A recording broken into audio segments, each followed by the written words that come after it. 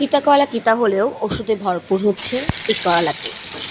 যাই হোক, তিতা করলা আমার খুব পছন্দের। আজকে হচ্ছে আমি দুপুরে ভেজে নিয়েছি তিতা করলা ভাজি। আর এই তিতা করলায় আছে অনেক স্বাস্থ্যসম্মত তিতা করলা। আর এই তিতা করলা হচ্ছে রোগ প্রতিরোধ ক্ষমতা দূর করে, রক্তশূন্যতা দূর করে, তারপর হচ্ছে পানি স্বল্পতা দূর করে, ডায়াবেটিসের জন্য অনেক উপকারী তিতা করলা।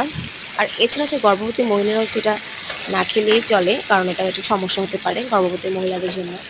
যাই হোক, তিত করলার গুণ তো আর বলে শেষ করা যাবে না, উনি গুণে গুণান্বিত।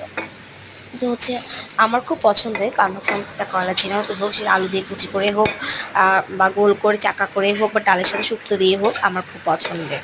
তাই হচ্ছে আমি আজকে গোল করে কেটে মচমচে করে ভেজে নিয়েছি আর গরম ভাত দিয়ে খেয়ে নেব। কার কেমন লাগে আমাকে একটু কমেন্ট করে জানাবেন।